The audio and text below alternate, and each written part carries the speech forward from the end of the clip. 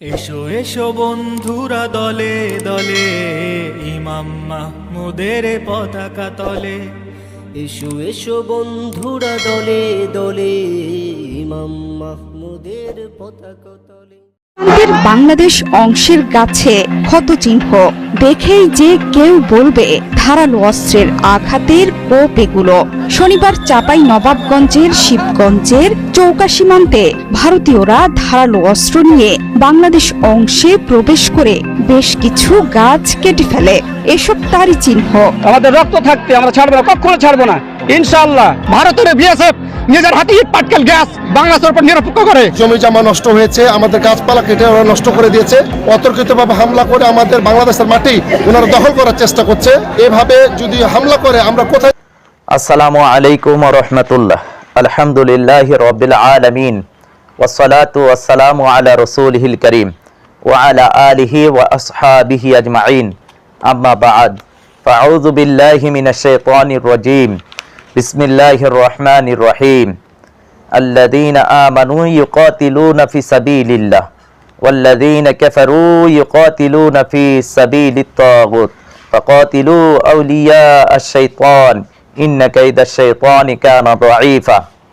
কাছে এবং দূরে, দেশে এবং প্রবাসে, যে যেখান থেকে আমাদের আজকের আলোচনা শুনছেন এবং দেখছেন, অনুষ্ঠানের শুরুতে আমি মোহাম্মদ রিদওয়ানুল ইসলাম যশোরী আপনাদের সকলকে জানাচ্ছি আন্তরিক মোবারকবাদ। সম্মানিত দর্শক ও শ্রোতা, আমাদের আজকের আলোচনার বিষয়বস্তু হচ্ছে সীমান্তে ভারতের আক্রমণ। গজওয়াতুল হিন্দের জন্য প্রস্তুত হন হে মুসলিম। আপনারা ইতিমধ্যে জানেন, চাঁপাইনবাবগঞ্জের শিবগঞ্জ উপজেলার কিরণগঞ্জ গ্রামে ভারতের পক্ষ থেকে আক্রমণ করা হয়েছে। তারা ইচ্ছে করে বাংলাদেশে ঢুকে বাংলাদেশের কৃষকদের ক্ষেতের ফসল নষ্ট করেছে, গাছ কেটে ফেলেছে। ইভেন বিএসএফ এর পক্ষ থেকে হাত বোমা, ককটেল পর্যন্ত নিক্ষেপ করা হয়েছে। সীমান্তে উত্তেজনা, মুসলিম এবং উগ্রবাদী হিন্দু উভয়রা, বিএসএফ এর পক্ষে উগ্রবাদী হিন্দুরা, বিজেপিদের পক্ষে সীমান্তের মুসলিম গ্রামবাসীরা উপস্থিত হয়েছে। এটি যে পরিকল্পিত একটি ঘটনা, এটি আপনাদেরকে আমরা আগে থেকেই সতর্ক করে আসছি। দীর্ঘ সময় ধরে আমরা একই কথা বলতেছিলাম যে ভারতীয় উগ্রবাদীরা পরিকল্পিতভাবে বাংলাদেশে দাঙ্গা লাগানোর চেষ্টা করছে।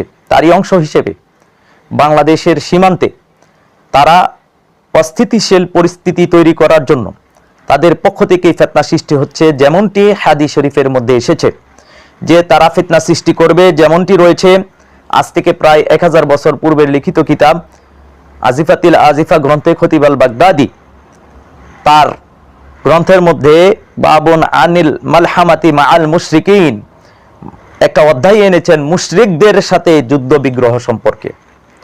সেখানে বাংলায় কিয়ামত সন্নিকটে কি 253 নং পৃষ্ঠার মধ্যে 313 নম্বর হাদিস শরীফের মধ্যে হযরত বুরাইদা রাদিয়াল্লাহু তাআলা আনহু থেকে বর্ণিত আছে, তিনি বলেন, আমি আল্লাহর রাসূল সাল্লাল্লাহু আলাইহি ওয়াসাল্লামকে বলতে শুনেছি, অচিরেই হিন্দুস্তানের মুশরিকরা তাদের বন্ধু দেশের মুসলমানদের উপর জুলুম বৃদ্ধি করে দিবে এবং অন্যায়ভাবে তাদেরকে হত্যা করবে। তখন হিন্দের দুর্গম নামক এলাকার শারীরিকভাবে দুর্বল এক ব্যক্তি তাদের মোকাবেলা করবে আর তার নেতৃত্বে মুমিনগণ বিজয় লাভ করবে। বর্ণনাকারী বলেন, আমি আল্লাহর রাসূল সাল্লাল্লাহু আলাইহি সাল্লামকে এটা বলতে শুনেছি যে তার সহচরদের মধ্য থেকে একজনের উপাধি হবে বারহ। অত্যন্ত গুরুত্বপূর্ণ একটি হাদিস, যেখানে সুস্পষ্টভাবেই বলা হয়েছে হিন্দুস্তানের মুশরিকরা তাদের বন্ধু অঞ্চলের মুসলমানদের উপর অত্যাচার বৃদ্ধি করে দিবে। আজকে আমরা লক্ষ্য করছি তারা বন্ধু অঞ্চল তথা বাংলাদেশের মুসলমানদের উপর অত্যাচার, জুলুম, নির্যাতন বৃদ্ধি করছে। এটি ভয়ঙ্কর আকার ধারণ করবে। এমনকি তারা বাংলাদেশের মুসলমানদেরকে অন্যায়ভাবে নির্বিচারে হত্যাও করবে, যেমনটি হাদিস শরীফের মধ্যে এসেছে। আজকের এই পরিস্থিতি দেখে যারা এখনো উপলব্ধি করতে পারছেন না সামনে কি হতে যাচ্ছে, আমরা তাদেরকে বলবো আল্লাহ রসুল সাল্লাল্লাহু আলাইহি ওয়াসাল্লামের কথাকে আপনারা কিভাবে কম গুরুত্ব দিতে পারেন? আমরা যখন এই হাদিসগুলো বলি, আগেও কেউ কাউকে দেখতাম বলতো যে কিয়ামত তো আরো অনেক দূরে, গাজওয়াতুল হিন্দ তো আরো অনেক দূরে। এখনো তারা মনে করছে যে গাজওয়াতুল হিন্দ আরো অনেক দূরে। তাদের জন্য আমরা আফসোস করি, তাদের জন্য আমরা দোয়া করি। তারা এতই গাফেল হয়ে গেছে, যেখানে উগ্রবাদী মালাউনরা, উগ্রবাদী হিন্দুরা বাংলাদেশের বর্ডারে ঢুকে বাংলাদেশের গাছপালা কেটে দিচ্ছে। তারা ফিতনা সৃষ্টি করতে চাচ্ছে, কাঁটাতারের বেড়া দিচ্ছে আন্তর্জাতিক আইন লঙ্ঘন করে, এবং তাদের পক্ষ থেকেই সীমা লঙ্ঘন করা হচ্ছে, তাদের পক্ষ থেকেই বাড়াবাড়ি করা হচ্ছে, তাদের পক্ষ থেকেই মুসলমানদের উপর তীরে আসতেছে, তাদের পক্ষ থেকে যখন ককটেল বোমা পর্যন্ত, হাত বোমা ককটেল নিক্ষেপ করা হচ্ছে, তারা প্রকাশ্য হাতে দেশীয় অস্ত্র নিয়ে মহড়া দিচ্ছে এবং বাংলাদেশে আক্রমণ করার জন্য বলছে। ইভেন কয়েক মিনিটে দেখলাম ভারতের একজন উগ্রবাদী হিন্দু বিজেপি নেতা শুভেন্দু, তিনি বাংলাদেশকে কয়েক মিনিটের ভিতরে দখল করে নেওয়ার হুঙ্কার দিচ্ছে। তারাই যখন হুঙ্কার দিচ্ছে জিরকন মিসাইল দিয়ে 2.5 মিনিটে পৃথিবীর বুক থেকে ঢাকাকে নিশ্চিহ্ন করে দিবে, তারাই হুমকি দিচ্ছে নোয়াখালী চাই, চট্টগ্রাম চাই, চাঁদপুর চাই, এভাবে বাংলাদেশকে তারা দখল করতে চাচ্ছে। তারা যখন ভিতর এবং বাহির থেকে ষড়যন্ত্র করছে, আদিবাসীদেরকে আক্রমণ, আদিবাসীদের বেশে আক্রমণ, সেটিও পরিকল্পিত এই ঘটনা। ইভেন ভিতরে ইসকনের যে পরিকল্পনা এবং ক্ষমতালোভী, স্বার্থন্বেষী ক্ষমতালোভী মানুষদেরকে দিয়ে তারা যে ফিতনা সৃষ্টি করতে চাচ্ছে, এটির একেবারে ধার প্রান্তে তারা আছে। তারা যে কোনো সময় ভয়ঙ্কর এবং মারাত্মক ফিতনার সৃষ্টি করতে পারে। যেমনটি হাদিস শরীফের মধ্যেও আমরা আপনাদেরকে দেখিয়েছি যে রমজানে ফিতনা শুরু হবে, ভয়ঙ্কর রূপ ধারণ করবে শাওয়ালে। কেন জানি মনে হচ্ছে যে সামনের রমজানটা খুবই ভয়াবহ, মনে হচ্ছে সামনের দিনগুলো মুসলমানদের জন্য অত্যন্ত ভয়ের এবং আতঙ্কের। পাশাপাশি মুসলমানরা জন্য সুসংবাদও আছে, শুভ সংবাদও আছে। মুসলমানদের জন্য আল্লাহ তাআলার পক্ষ থেকে প্রেরিত আমির ইমাম মোহাম্মদ হাবিবুল্লাহকে আল্লাহ তাআলা পাঠিয়েছেন, যার নেতৃত্বে মুসলমানদের বিজয় হবে। যিনি শারীরিকভাবে দুর্বল হলেও আল্লাহ সুবহানাহু ওয়া তাআলা এই দুর্বলদের দ্বারা, এই দুর্বলের মাধ্যমে সবল জাতিকে ধ্বংস করে পৃথিবীতে আরেকটা ইতিহাস রচনা করবেন।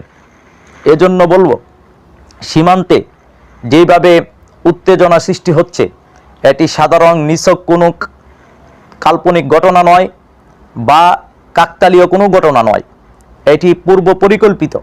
তারা ইচ্ছে করেই বাংলাদেশের মধ্যে সাম্প্রদায়িক দাঙ্গা লাগাতে চাচ্ছে, সীমান্তে তারা আক্রমণ করছে, এটি ভয়ঙ্কর রূপ ধারণ করবে এবং এখানে তারা গণহত্যা চালাবে, মুসলমানদের পায়ের টাকনো পর্যন্ত রক্ত হবে।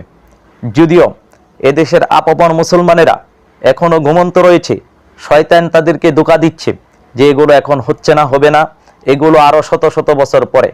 যে বা যারা এই কথাগুলো বলছেন, অবশ্যই আপনারা শয়তানের ধোঁকায় পড়েছেন। শয়তান আপনাদেরকে ওয়াসওয়াসা দিচ্ছে, আপনাদের নফস আপনাদেরকে ওয়াসওয়াসা দিচ্ছে। শয়তান তো চায় আপনাদের বড় ক্ষতি করার জন্য, শয়তান তো চায় আপনারা ঘুমিয়ে থাকুন, যাতে করে শত্রুপক্ষ আপনাদেরকে ব্যাপক আকারে গণহত্যা করতে পারে। এজন্য বলবো, নিজের চোখের সামনেই নিজের বিবির দর্শন, এই দৃশ্য দেখার আগে নিজের চোখের সামনে নিজের বোন লাঞ্ছিত হবে, নিজের মা লাঞ্ছিত হবে, এই দৃশ্য দেখার পূর্বেই সতর্ক হয়ে যান। সতর্ককারী বান্দা ইমাম মাহমুদ হাবিবুল্লাহ সতর্ক বার্তা নিয়ে, চূড়ান্ত এবং সর্বশেষ সতর্ক বার্তা নিয়ে এসেছেন। আমরাও আপনাদেরকে চূড়ান্ত এবং সর্বশেষ সতর্ক বার্তা দিচ্ছি। একের পর এক আপনাদেরকে আমরা সতর্ক করেই যাচ্ছি, যাতে করে আপনারা সতর্ক হতে পারেন। কিন্তু সাবধান, আপনারা এই পাতানো ফাঁদে নিজেরা পা দিয়ে নিজেদের ক্ষতি ডেকে আনবেন না। কারণ উগ্রবাদী ইসকনেরা, উগ্রবাদীরা তারা চাচ্ছে যে আমরা বড় ধরনের কোনো জমায়েত করি, আর সেই জমায়েতে হয়তো তারা আক্রমণ করবে। এজন্য হুযায়ফা ইবনে ইয়ামান রাদিয়াল্লাহু তাআলা আনহু থেকে যেই হাদিসটি, সেই হাদিসটির মধ্যে কিন্তু রয়েছে যে বছরে কয়েকবার তোমরা বিপর্যস্ত হবে। এর একটি শুরু হবে বায়ুদ্বারে হিন্দুদের দুর্গ ক্ষতিগ্রস্তের মাধ্যমে, আর শেষ হবে দুর্ভিক্ষের মাধ্যমে। আর সেই দুর্ভিক্ষ শেষ না হতেই মুশরিকটা একটি ফিতনার সৃষ্টি করবে, আর সেই ফিতনা মোকাবেলার জন্য হিন্দুস্তানের পূর্বাঞ্চল থেকে একদল মুসলিম দাবিত হবে। আর মুশরিকরা তাদেরকে এমনভাবে হত্যা করবে যেমন ভাবে তোমরা একটা নির্দিষ্ট দিনে পশুগুলোর উপর আল্লাহর নাম স্মরণ করো, ফলে তারা পরাজিত হবে, অনুরূপ আরেকটি দল মুশরিকদের দিকে ধাবিত হবে, তাদের সাথে থাকবে আল্লাহর সাহায্য, তাদের নেতা হবে দুর্বল, তারাই বিজয়ী, তারাই বিজয়ী, তারাই বিজয়ী। সুবহানাল্লাহ। আল্লাহর রাসূল সাল্লাল্লাহু আলাইহি সাল্লাম বলছেন, আহা, প্রথম দলটির জন্য কতই না উত্তম হতো যদি তারা তাদের নেতার অনুসরণ করত। সাহাবীরা বললেন, ইয়া রাসূলুল্লাহ সাল্লাল্লাহু তাআলা আলাইহি ওয়াসাল্লাম, তারা কি তাদের নেতার অনুসরণ করবে না? আল্লাহর রাসূল সাল্লাল্লাহু আলাইহি সাল্লাম বললেন, না, তারা নিজেরাই নিজেদেরকে যোগ্য মনে করবে। কেন জানি আমার মনে হচ্ছে সামনের যে ফিতনা শুরু হচ্ছে, সেই ফিতনা মোকাবেলার জন্য বাংলাদেশের আপামর জনগণ এবং তথাকথিত এদেরকে যোগ্য মনে করে তারা হিতাহিত জ্ঞান না রেখেই, কোনো আকপিস চিন্তা না করেই তারা হয়তো মাঠে নেমে যাবে। এজন্য এদেশের জনগণকে আমরা বলবো যে সেই সমস্ত নেতাদের ডাকে আপনারা অবশ্যই মাঠে নামবেন না যারা আপনাদের জান এবং মালের নিরাপত্তা দিতে পারবে না। আপনাদেরকে যদি তারা আগুনে নিয়ে যায়, অবশ্যই আপনারা আগুনে ঝাঁপ দিবেন না, কারণ তারা আকপিস চিন্তা না করেই আপনাদেরকে আবার মাঠে নিয়ে যাবে। যখন শত্রু ভারী অস্ত্র নিয়ে আপনাদের উপর আক্রমণ করবে, তখন আপনাদের কি অবস্থা হবে? এজন্য বলবো যে অবশ্যই সতর্ক হন। আমরা এই সতর্ক বার্তাটাই আপনাদেরকে দিচ্ছি যে ফিতনা সৃষ্টি করবেন না এবং বোকামি করবেন না। শত্রু ভারী অস্ত্র নিয়ে আসলে সেই ভারী অস্ত্রের সামনে খালি হাতে কখনোই যাবেন না। এটি কোনো সিরাত না, এটি কোনো নবীজির তরিকা না, এটি একটি বিদআতি পদ্ধতি। মিটিং মিছিলের কোনো অস্তিত্ব ইসলামের মধ্যে নাই। ইসলামের মধ্যে আল্লাহর রাসূল সাল্লাল্লাহু আলাইহি সাল্লাম হচ্ছে আমাদের আদর্শ। লাকাদ কানা লাকুম ফি রাসূলিল্লাহি উসওয়াতুন হাসানাহ। আল্লাহ রাসূল সাল্লাল্লাহু আলাইহি ওয়াসাল্লামের মধ্যেই রয়েছে আমাদের জন্য তথা আমাদের জন্য উত্তম আদর্শ। সুতরাং আমার আদর্শ হচ্ছে মুহাম্মদ সাল্লাল্লাহু আলাইহি সাল্লাম। কোনো নেতা আমার আদর্শ না, কোনো পীর আমার আদর্শ না, কোনো শাইখুল হাদিস আমার আদর্শ না, কোনো দলের প্রধান, কোনো দলের আমির আমার আদর্শ না। হ্যাঁ, সেই আমির যদি নবীজির সিরাত মোতাবেক চলে, সেই আমির যদি নবীজির আদর্শ অনুযায়ী নবীজির দেখানো পথে তরিকা পদ্ধতিতে কাজ করে, তাহলে আমি তাকে আদর্শ হিসেবে গ্রহণ করতে পারবো। কিন্তু সে যদি মন গড়া কোনো পদ্ধতিতে, মানব রচিত কোনো পদ্ধতিতে দিন কায়েমের স্বপ্ন দেখে, তাহলে সে কখনই আমার আদর্শ হতে পারে না। সে আমার নেতা হওয়ার যোগ্যতা রাখে না, সে আমির হওয়ার যোগ্যতা রাখে না, তার অনুসরণ করা যাবে না, তার পাওয়া যাবে না। তার নেতৃত্বে ঐক্যবদ্ধ হওয়া নিষেধ আছে, যদি না সে সাল্লাল্লাহু আলাইহি সাল্লামের তরিকা ফলো না করে। আর যদি সে সিরাত সম্মত পদ্ধতিতে কাজ করে, রাসূল সাল্লাল্লাহু আলাইহি সাল্লামের দেখানোর পদ্ধতিতে কাজ করে, তাহলে সেটি ভিন্ন কথা। কিন্তু আজকে আমরা দেখি সত্য যাচাইয়ের যে চারটা মাপকাঠি, সেই চারটা মাপকাঠি তাদের মধ্যে অনুপস্থিত রয়েছে। এজন্য আমরা বলবো চারটা শর্ত, চারটা মাপকাঠি দিয়ে সত্যকে যাচাই করে নেবেন। এক, যাকে অনুসরণ করবেন তার পরিচয় নবীজি দিয়ে যেতে হবে, তার নাম, বাবার নাম, মার নাম, তার বর্ণনা, তার মাধ্যমে যে মুসলমানদের বিজয় হবে এই শেষ জামানাতে, সেই নেতা বা সেই আমিরের অনুসরণ করতে হবে। যেমন ইমাম মাহমুদ, ইমাম মাহদি, ইমাম মানসুর, সোহাইব ইবনে সালেহ, এদের অনুসরণ করার জন্য নবীজি বলেছেন। 2 নম্বর শর্ত হচ্ছে তাদের লক্ষ্য উদ্দেশ্য দিন কায়েম কিনা। 3 নম্বর শর্ত হচ্ছে তাদের পদ্ধতি নবীজির পদ্ধতিতে দেখানো পদ্ধতি কিনা। 4 নম্বর শর্ত হচ্ছে তাদের কথা এবং কাজের মিল আছে কিনা। মুখে মুখে শুধু বড় কথা বললেই হবে না, বাস্তবতার সাথে তার কর্মের পদ্ধতির মিল থাকতে হবে, তাহলেই কেবল তাকে অনুসরণ করা যাবে। এজন্য আমরা বলবো যে সামনে যেই ভয়ঙ্কর ফিতনা সৃষ্টি হতে যাচ্ছে, সেই ফিতনা থেকে অবশ্যই সতর্ক হবেন এবং অবশ্যই নবীজির সিরাতের সাথে মিলিয়ে দেখবেন আপনার আমির যেই কাজ করছে, আপনি যেই সংগঠন ফলো করেন, সেই সংগঠন কি নবীজির তরিকা বা পদ্ধতি অনুসরণ করছে কিনা। যদি নবীজির পদ্ধতি, নবীজির পথ মত অনুসরণ না করে, তাহলে সে যত বড় মাপেরই আলেম হোক না কেন, যত বড় মাপের সংগঠন হোক না কেন, সেটির অন্ধ অনুসরণ করা যাবে না। এমনকি ইমাম মাহমুদ, ইমাম মাহদিরও অন্ধ অনুসরণ করা যাবে না। ততক্ষণ পর্যন্ত কোনো নেতার বা আমিরের অনুসরণ করা যাবে যতক্ষণ পর্যন্ত উনি কোরআন এবং সুন্নাহ অনুযায়ী আমাদেরকে পরিচালনা করবেন। এজন্য আমরা বলবো ইমাম মাহমুদ হাবিবুল্লাহ উনি অন্ধ অনুসরণ করার জন্য মুসলিম উম্মাহকে নিষেধ করছেন। তিনি বলছেন, আমি আপনাদের আল্লাহর পক্ষ থেকে আপনাদের জন্য অভিভাবক, আমি আল্লাহর পক্ষ থেকে আপনাদের জন্য আমির, ততক্ষণ পর্যন্ত আমার অনুসরণ করবেন যতক্ষণ পর্যন্ত আমি কোরআন এবং সুন্নাহ অনুযায়ী আপনাদেরকে পরিচালনা করব। সুতরাং তার অন্ধ অনুসরণ করা যাবে না, কোনো ব্যক্তির অন্ধ অনুসরণ করা যায় না। যতক্ষণ পর্যন্ত কোরআন এবং সুন্নাহ অনুযায়ী উম্মাহকে পরিচালনা করবেন, ততক্ষণই কেবল আমিরকে, কোনো নেতাকে ফলো করা যাবে। এর ব্যতি রেখে কারো অন্ধ অনুসরণ করা যাবে না, গোরামি করা যাবে না।